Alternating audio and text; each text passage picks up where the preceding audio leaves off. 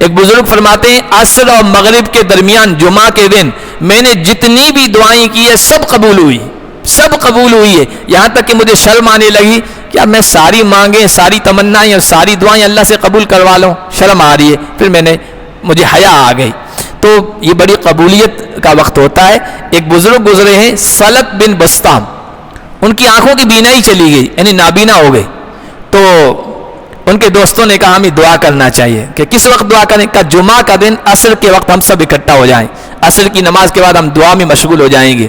چنانچہ عصر کے دن سب ان کے دوست جمع ہوئے، دعا میں مشغول ہو گئے کہ ہمارے دوست کی آنکھوں کی بینائی لوٹا دے، اور دعا کرتے رہے۔ مغرب سے تھوڑی دیر پہلے اچانک ان کو یوں چھینک آئی، اور چھینک آنے کے بعد ان کی حالت بدل گئی، آنکھوں کی بینائی لوٹ آئی۔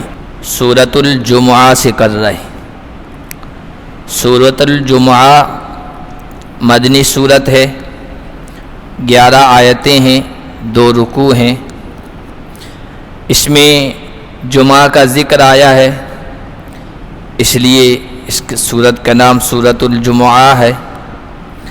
اللہ کے نبی صلی اللہ علیہ وسلم کی عمومی نبوت اور رسالت کو بیان کیا گیا ہے، اور یہودیوں کی مثال دے کر امت محمدیہ کو سمجھایا گیا ہے کہ قرآن میں جو کچھ آیا ہے ان ہدایات پر عمل کرنا، قرآن سے اعراض کر کے منہ موڑ کے یہودیوں کی طرح نہ ہو جانا کہ وہ تورات پر عمل تو نہیں کرتے تھے، علم تو بہت تھا ان کے پاس لیکن عمل نہیں تھا، لیکن اس کے باوجود بھی بڑے بڑے دعوے کیا کرتے تھے کہ ہم پکے جنتی ہیں، جنت ہم ہی کو ملے گی۔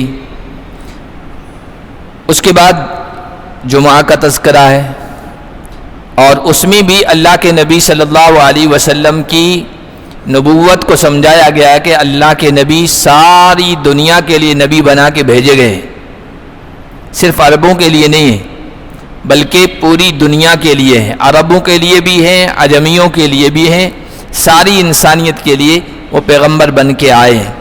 تو جمعہ کا تذکرہ کر کے سمجھایا گیا ہے کہ آپ سے پہلے جتنے بھی پیغمبر تھے، نبی تھے، وہ ایک خاص خطے، خاص علاقے، خاص زمین کے ٹکڑے، خاص قوم، خاص برادری کے لیے آیا کرتے تھے، لیکن محمد صلی اللہ علیہ وسلم تمام برادریوں، زمین کے تمام خطوں، تمام علاقوں، روئے زمین پر، دھرتی پر رہنے والے تمام انسانوں بلکہ تمام مخلوق کے لیے نبی بنا کے بھیجے گئے۔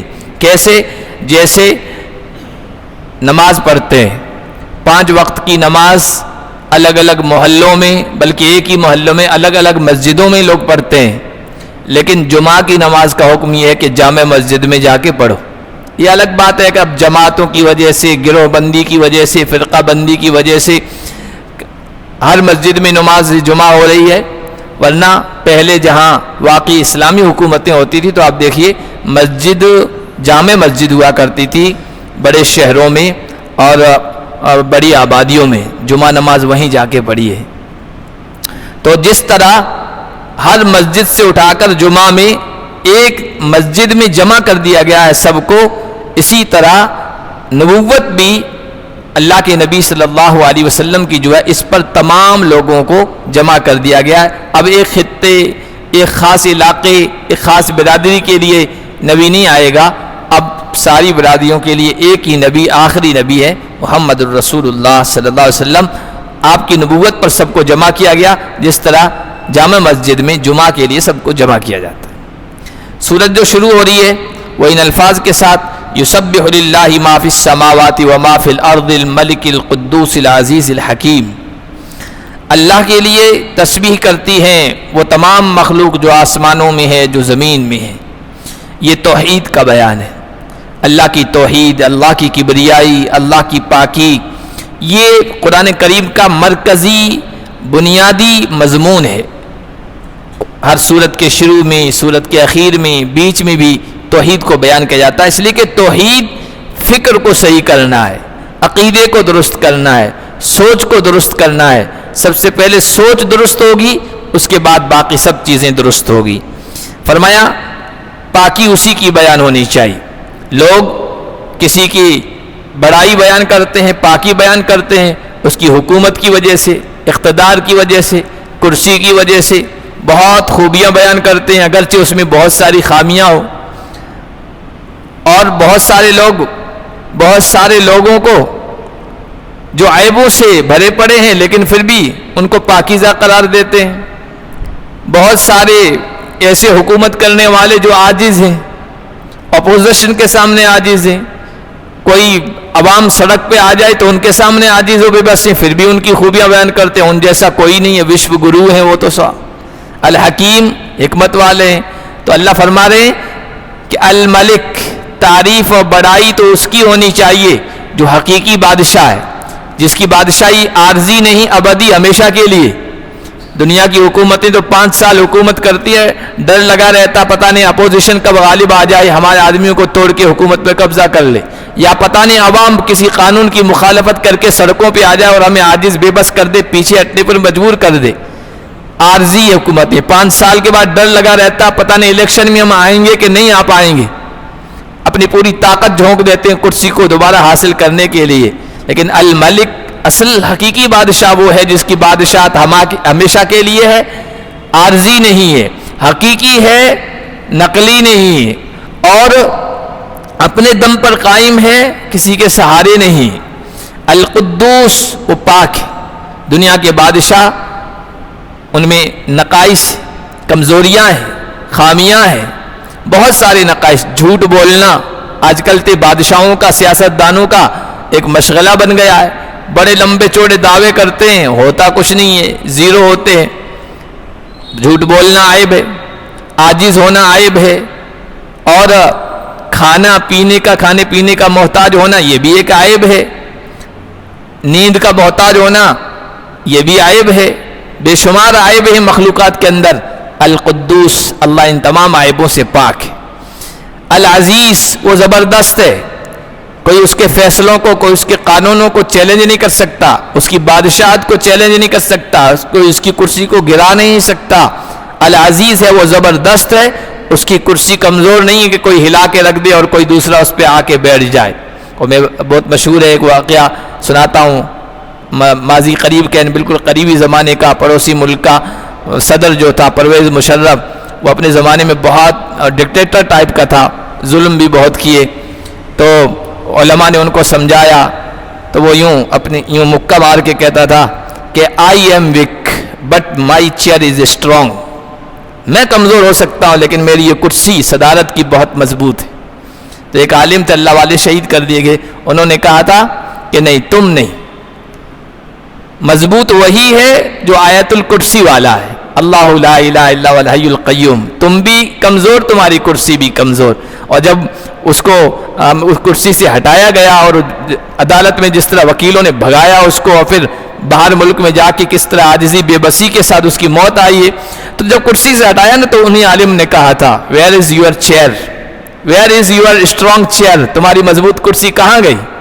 تو اصل میں مضبوط کرسی والا صرف اللہ ہے، العزیز ہے، الحکیم ہے، اس کے ہر عمل میں، ہر فعل میں، ہر حکم میں، ہر ہدایت میں حکمت ہی حکمت ہے، ہماری سمجھ میں آئے یا نہ آئے لیکن ضرور اس میں حکمت ہوتی ہے۔ هو الذی بعث فی الامیین رسولا منہم، وہ حکمت والا اللہ، اس کی حکمت کا تقاضا ہوا کہ امیوں میں، ان پڑھ لوگوں میں، جو پڑھنا لکھنا نہیں جانتے تھے، ان میں اپنا ایک رسول، عظیم الشان رسول بھیجے۔ اللہ کے نبی صلی اللہ علیہ وسلم سے پہلے 2 گروہوں میں انسانیت بٹی ہوئی تھی، ایک عرب تھے جو نون عرب کو کہتے تھے عجمی، گونگے، ان کو بولنا نہیں آتا، ان کو شعر و شاعری کرنا نہیں آتا، ان کو تقریر کرنی نہیں آتی، اور ایک عجمی تھے جو پڑھے لکھے تھے اور عربوں کو کہتے تھے، چونکہ ان کے ہاں اسکول، کالج، مدرسہ، پڑھنے بننے کا سسٹم نہیں تھا، جو کچھ تھا زبانی تھا، حافظے کے دم پر تھا، تو عربوں کو کہتے تھے یہ تو انگوٹھا چھاپ ہیں، امی ہیں، ان پڑھ ہیں، اور اس میں ان کے درمیان گیپ تھا، فرق تھا۔ اللہ کے نبی صلی اللہ علیہ وسلم کو بھیج کر عربوں کو، عجموں کو، کالوں کو، گوروں کو، سب کو ایک پلیٹ فارم پر لایا گیا کہ صرف ایمان ہوگا، تقوی ہوگا، وہ فضیلت والا ہوگا، باقی دوسری چیزیں وجہ فضیلت نہیں ہے۔ یتلو علیہم آیاتہ، یہ رسول جو بھیجا جائے گا، اللہ نے بھیجا ہے، اس کے 4 مقاصد ہیں۔ یتلو علیہم آیاتہ، پہلا مقصد قرآن کی آیات، اللہ کے احکام پڑھ پڑھ کے ان کو سنائے گا۔ ویزکیہم، اور وہ رسول ان کا تزکیہ کرے گا۔ تزکیہ کہتے ہیں پاک و صاف کرنے کو، صاف ستھرا کرنے کو، تو ان کا تزکیہ کرے گا۔ تزکیہ سے مطلب کفر کی گندگی ہے، شرک کی گندگی ہے، بدعقیدگی کی گندگی ہے، رسم و رواج کی گندگی ہے، بد اخلاقی کی گندگی ہے، ان تمام گندگیوں سے یہ آخری رسول ان کو پاک کرے گا۔ ایک تو ظاہری طور پر پاک و صاف ہونا ہے، لوگ ہاتھ دھوتے ہیں صاف ستھرا رہنے کے لیے، چہرہ دھوتے ہیں صاف ستھرا رکھنے کے لیے، کپڑوں کو جو ہے یہ دھوتے ہیں صاف ستھرا رکھنے کے لیے، داغ دھبا دور کرنے کے لیے، یہ ظاہری صفائی ستھرائی ہے، یہ بھی ٹھیک ہے، لیکن اصل تو صفائی ستھرائی اور پاکیزگی طہارت یہ اندرون کی ہے، دل کی ہے، بصیرت کی ہے، اور اللہ کے نبی صلی اللہ علیہ وسلم نے انسانوں کی یہی پاکی اور صفائی ستھرائی کا کام انجام دیا۔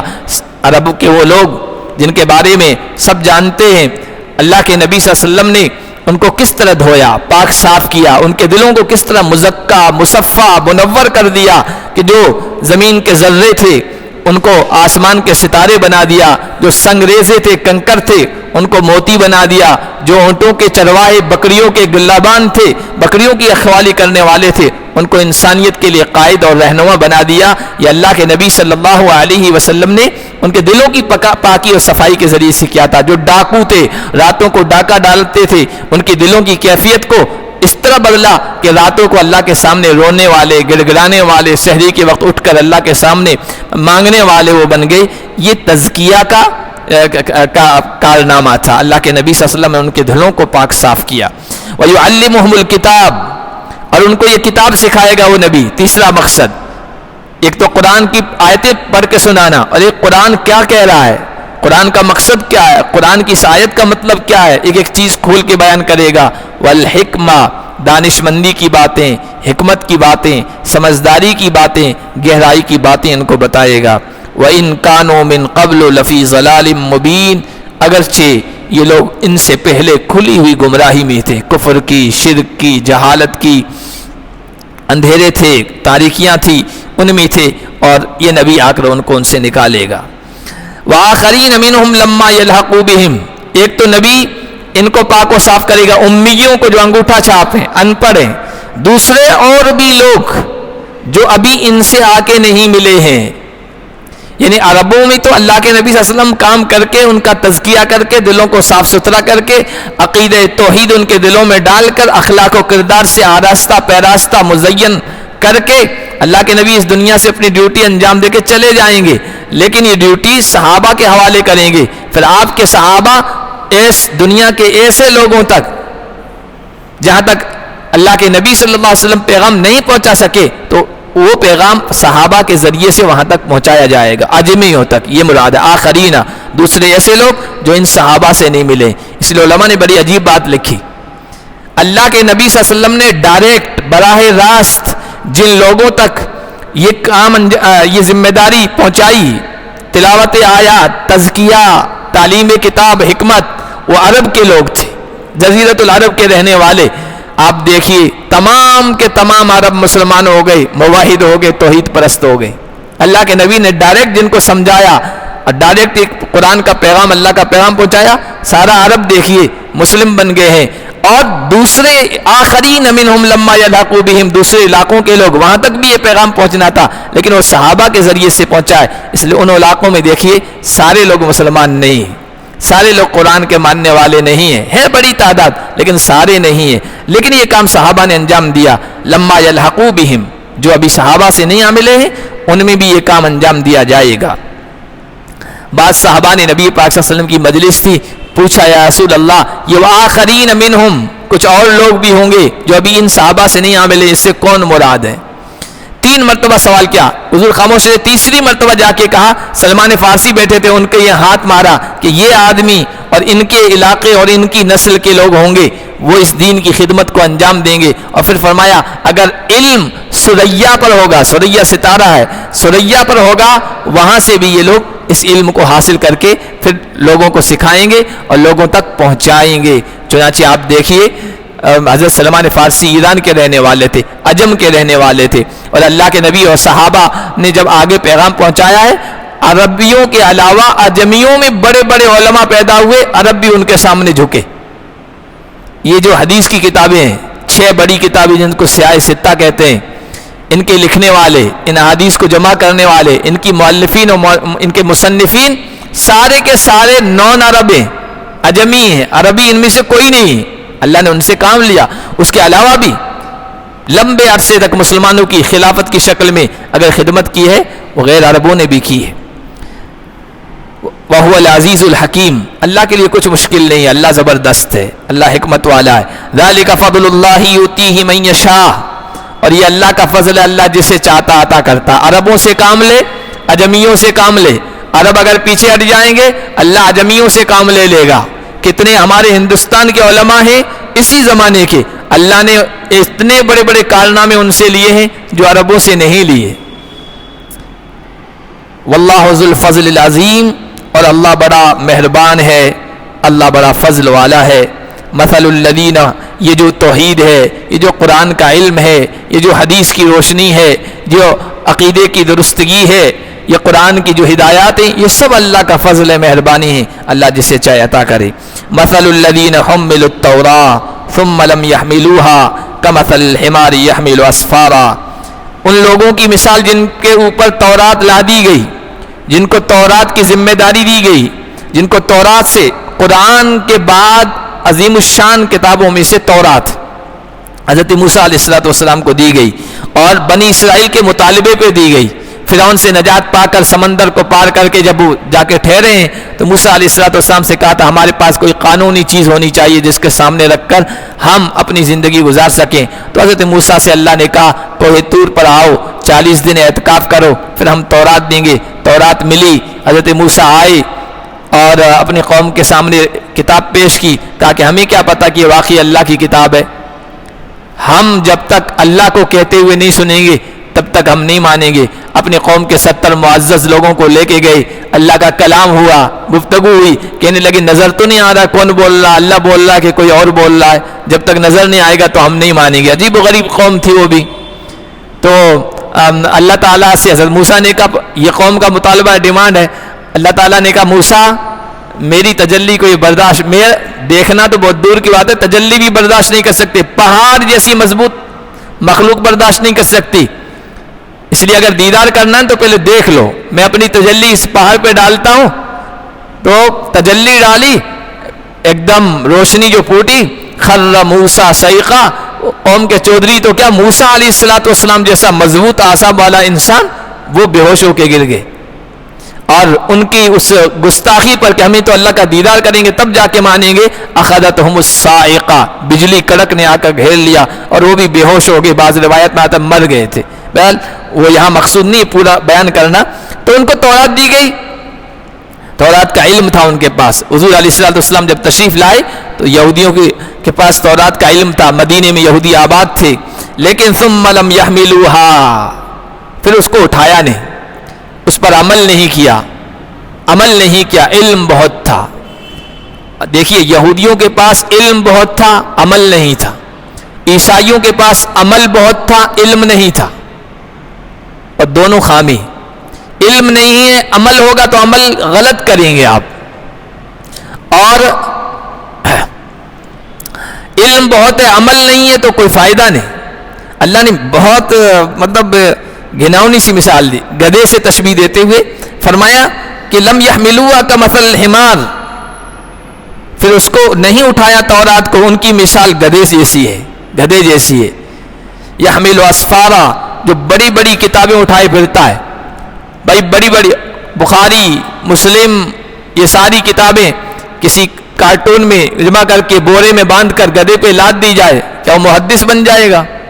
وہ بڑا فقی بن جائے گا، بڑا عالم خطیب بن جائے گا کہ اس پر یہ تو بخاری اٹھائے ہوئے ہے، مسلم اٹھائے ہوئے، بلکہ قرآن کریم کی تفسیر اٹھا کے رکھ دی جائے کہ بڑا مفسر بن گیا، تفسیر بیان کرنے والا نہیں۔ اسی طرح انجینئرنگ کی کتاب گدھے پہ لاد دی جائے کہ بھائی انجینئر صاحب آ رہے ہیں، کوئی کہے گا اس کو؟ نہیں۔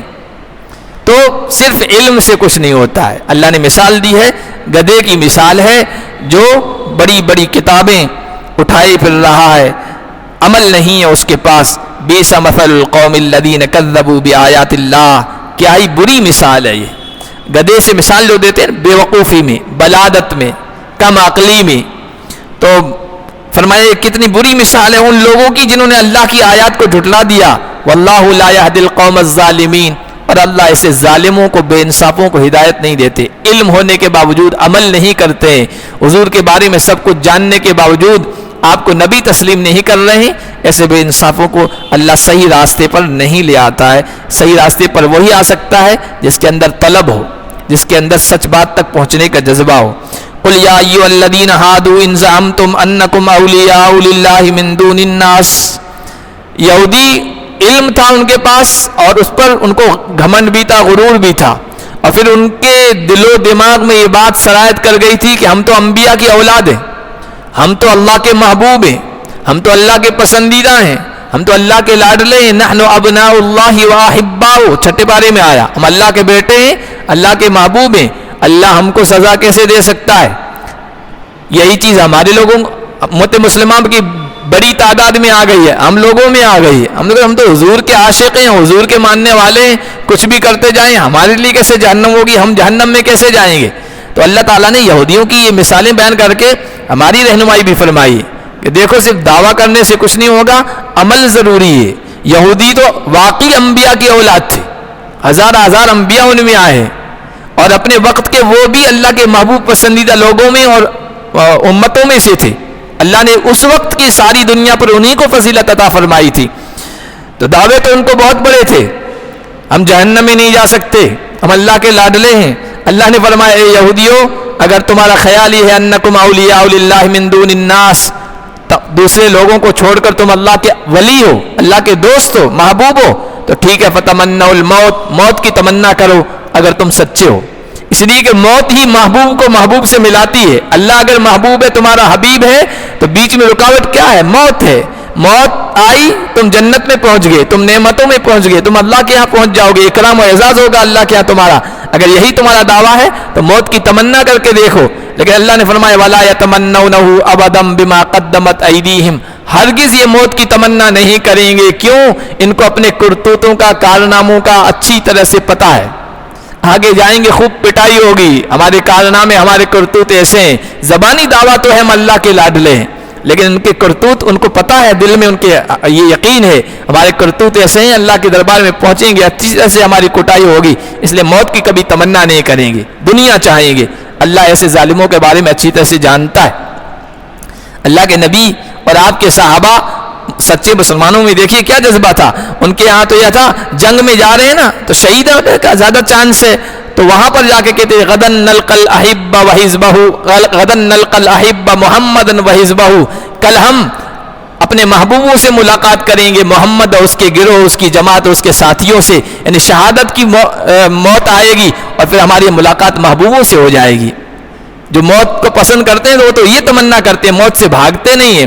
اور بعض صحابہ کرتے تھے یا حبذا الجنہ واقترابها طیبۃ وماء بارد شرابها. جہاد میں کھڑے ہیں، دشمن سامنے کھڑے ہیں، کہہ رہے ہیں کہ کیا ہی بہترین ہے جنت اور کیا ہی پاکیزہ ہے اس کی چیزیں، اور اس کا قریب ہونا کیا ہی بہترین چیز ہے، اس کا ٹھنڈا پانی، اس کی مشروبات کیا بہترین چیزیں ہیں. بس ابھی موت آئی، شہادت ملی اور ہم وہاں پہنچ جائیں گے.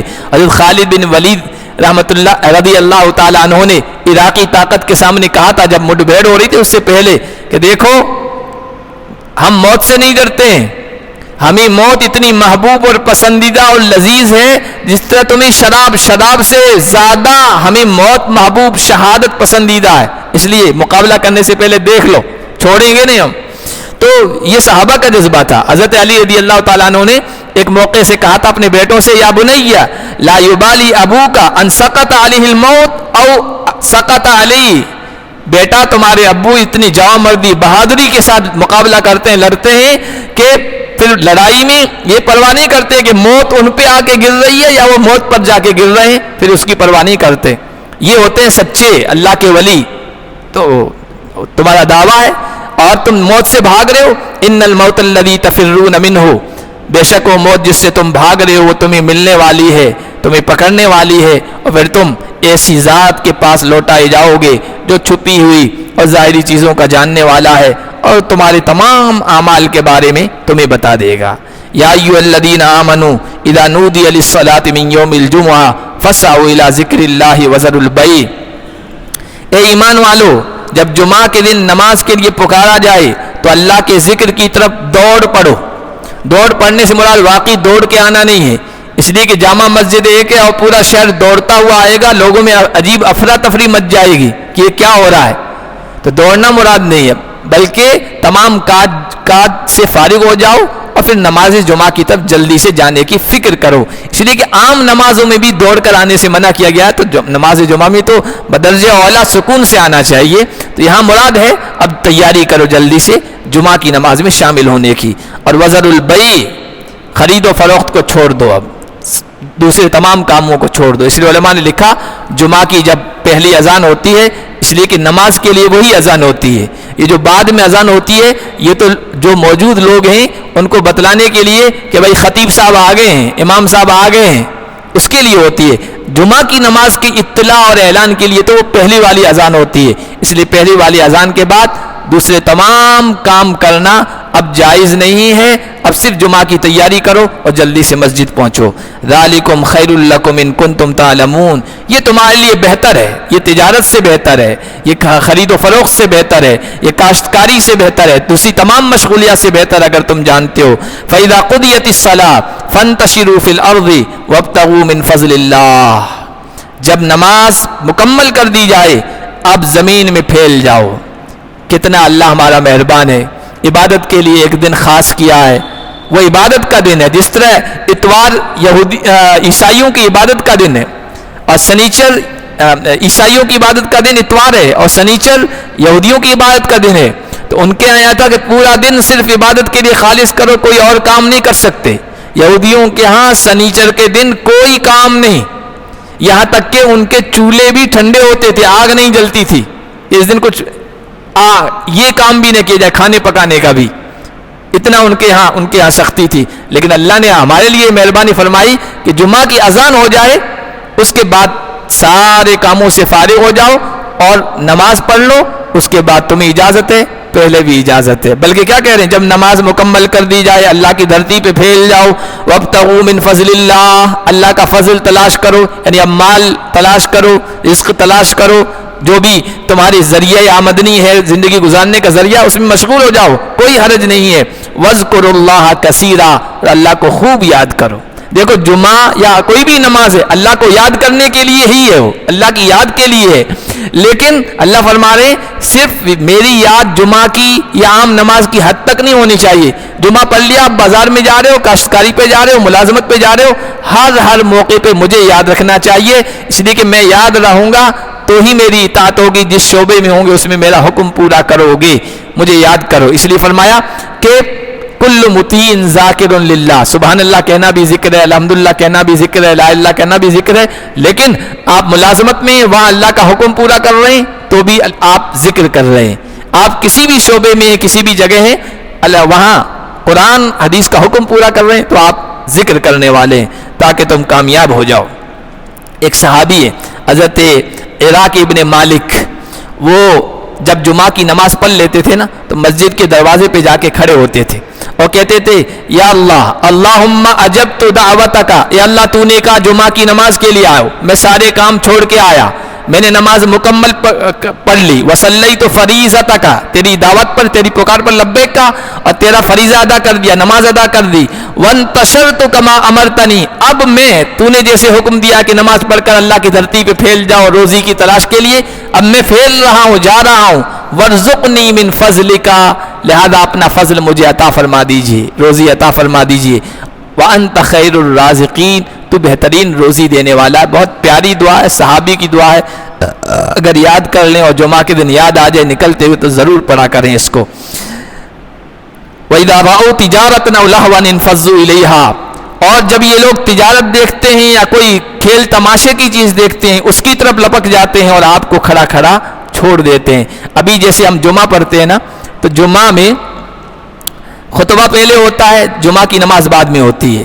पहले ये तरीक़ा नहीं था, पहले तरीक़ा जुमा का वही था जो ईदैन का है, नमाज पहले है खुतबा बाद में है। जुमा में भी यही था, ایک مرتبہ ایسا واقعہ پیش آیا کہ مدینے میں قحط سالی تھی اور کھانے کی چیزوں کی کمی تھی، تو کہیں باہر سے کوئی قافلہ آیا، غلے کا، کھانے پینے کی چیزوں کا قافلہ آیا، وہ عین جمعہ کے اسی ٹائم آیا، اور اس نے بگل بجایا، ڈھول بجاتے تھے، اور یہ علامت ہوتی تھی کہ قافلہ آ گیا، ضرورت کی چیزیں آ گئی ہے۔ تو نماز تو ہو گئی تھی، خطبہ باقی تھا، حضور خطبہ دے رہے تھے، تو صحابہ نے سوچا کہ چیزوں کی شارٹیج ہے کھانے پینے کی، کہیں ختم نہ ہو جائے، تو صحابہ چلے گئے خریدنے کے لیے۔ صرف 12 آدمی رہ گئے تھے، باقی سب چلے گئے، یہ سوچ کر کہ نماز تو ہو گئی ہے، صرف خطبہ ہی تو باقی ہے، اور خطبہ ہر ہفتے ہوتا رہتا ہے تو بعد میں سن لیں گے۔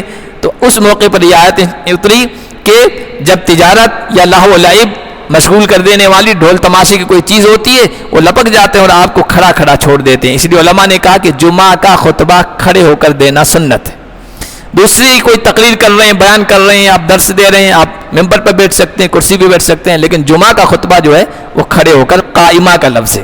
قل ما عند اللہ خیر من اللہو ومن التجارہ، اے نبی آپ کہہ دیجئے جو اللہ کے یہاں ہے وہ یہ لہو لعب سے، تماشے سے بہتر ہے، تجارت سے بہتر ہے، واللہ خیر الرازقین، اور اللہ بہترین روزی دینے والا ہے۔ یہ مت سمجھنا کہ نماز جمعہ کے لیے گھنٹہ، 2 گھنٹہ، 1.5 گھنٹہ فارغ کریں گے، پیچھے ہمارے گراہک چلے جائیں گے، دوسروں کے یہاں چلے جائیں گے، یا ہماری آمدنی میں، ہماری رزق میں، روزی میں کمی ہو جائے گی۔ نہیں، 2 چیزیں ایسی ہیں جو انسان کو تلاش کرتی رہتی ہے اور انسان کا اس میں بس بھی نہیں ہے، ایک ہے رزق اور ایک ہے موت۔ فارسی میں کسی نے کہا کہ 2 چیز آدمی را کشد زور زور، 2 چیزیں ایسی ہیں جو خود بخود آدمی کو اپنی طرف کھینچتی ہے، یک آب و دانا دیگر خاک گور۔ ایک تو آب و دانا، کھانے پینے کی چیزیں، یہ جو کچھ لکھا ہوا ہے وہ انسان کو مل کے رہتا ہے، اور دیگر خاک گور، دوسری قبر کی مٹی، جہاں کی نصیب میں ہوتی ہے وہاں انسان پہنچ کے رہتا ہے کہ وہیں جا کے مرے گا اور وہاں کی قبر کی مٹی اس کو ملے گی۔ اس لیے اللہ کو بہترین رازق سمجھ کر تمہیں اللہ کے ذکر میں جمعہ کے لیے مشغول رہنا چاہیے۔ اور پھر جمعہ کے دن کی بہت بڑی فضیلتیں آئیں، آپ سنتے ہی رہتے ہیں، اس میں ایک گھڑی ایسی ہے جو بہت بابرکت ہے، دعا کی قبولیت کی گھڑی ہے، اور بہت کم ہے۔ ہمارے اسلاف اس گھڑی کے بارے میں زیادہ تر یہ بات کہتے ہیں وہ عصر اور مغرب کے درمیان ہے، اس لیے عصر اور مغرب کے درمیان کا جو وقت ہے جمعہ کے دن، اس کو غنیمت سمجھنا چاہیے اور دعا اور ذکر و اذکار میں اس وقت کو خرچ کرنا چاہیے۔ حضرت فاطمہ رضی اللہ تعالی عنہا صاحبزادی رسول کا معمول تھا، جمعہ کے دن اپنے غلام کو متعین کرتی تھی کہ دیکھو سورج ڈوبنے کی طرف کب جھک رہا، مائل ہو رہا ہے۔ غلام جب کہتا تھا اب سورج ڈھل رہا ہے، تو اس وقت سے لے کر مغرب تک وہ دعا ہی میں مشغول رہتی تھی۔ ایک بزرگ گزرے ہیں مفضل بن فضالہ، عصر کی جمعہ کی نماز پڑھتے تھے، جمعہ کی دن عصر کی نماز پڑھتے تھے، پھر مسجد کے کونے میں اکیلے چلے جاتے تھے، کسی سے بات نہیں کرتے تھے، اور مغرب تک دعا کرتے رہتے تھے۔ حضرت طاؤس سے بزرگ گزرے ہیں، وہ بھی جمعہ کے دن عصر کی نماز پڑھ کر قبلہ رخ ہو کے خاموش بیٹھتے تھے، کسی سے بات نہیں کرتے تھے، ذکر اذکار دعا میں مشغول رہتے تھے۔ ایک بزرگ فرماتے ہیں عصر اور مغرب کے درمیان جمعہ کے دن میں نے جتنی بھی دعائیں کی ہے سب قبول ہوئی، سب قبول ہوئی ہے، یہاں تک کہ مجھے شرم آنے لگی کہ اب میں ساری مانگیں، ساری تمنائیں اور ساری دعائیں اللہ سے قبول کروا لوں، شرم آ رہی ہے، پھر مجھے حیا آ گئی۔ تو یہ بڑی قبولیت کا وقت ہوتا ہے۔ ایک بزرگ گزرے ہیں سلط بن بستام، ان کی آنکھوں کی بینائی چلی گئی، یعنی نابینا ہو گئے، تو ان کے دوستوں نے کہا ہمیں دعا کرنا چاہیے، کہ کس وقت دعا کریں؟ کہ جمعہ کا دن عصر کے وقت ہم سب اکٹھا ہو جائیں، عصر کی نماز کے بعد ہم دعا میں مشغول ہو جائیں گے۔ چنانچہ عصر کے دن سب ان کے دوست جمع ہوئے، دعا میں مشغول ہو گئے کہ ہمارے دوست کی آنکھوں کی بینائی لوٹا دے، اور دعا کرتے رہے۔ مغرب سے تھوڑی دیر پہلے اچانک ان کو یوں چھینک آئی، اور چھینک آنے کے بعد ان کی حالت بدل گئی، آنکھوں کی بینائی لوٹ آئی۔ یہ جمعہ کے دن کے بارے میں آتا ہے۔ تو یہ بڑی فضیلت کا دن بھی ہے اور قبولیت کی گھڑی بھی ہے، اور زیادہ تر چانس اس بات کا ہے کہ عصر اور مغرب کے درمیان وہ گھڑی ہے قبولیت کی۔ ایک لطیفہ بہت چھوٹا سا ہے، بہار کے کسی علاقے کا لکھا ہے کہ کوئی بڑھیا تھی، اس نے یہ فضیلت سن لی، جمعہ کے دن ایک گھڑی ہے، قبولیت کی گھڑی ہے، تو اس نے کہا کہ میں اللہ تعالیٰ سے مانگوں گی اور کہوں گی کہ میری یہ چیز بنا دے۔ تو اس نے کیا کیا، ایک لوتھڑا بنایا، گولا بنایا مٹی کا، اور اس کو سامنے لے کے بیٹھ گئی۔ لطیفہ ہے لیکن اس وقت کی قبولیت کے لیے بتانے کے لیے کہ وہ دعا کرتی رہی، اللہ اس کو سونے کا بنا دے، اس کو سونے کا بنا دے، اس کو سونے کا بنا دے، وہ سونے کا بن ہی نہیں رہا ہے۔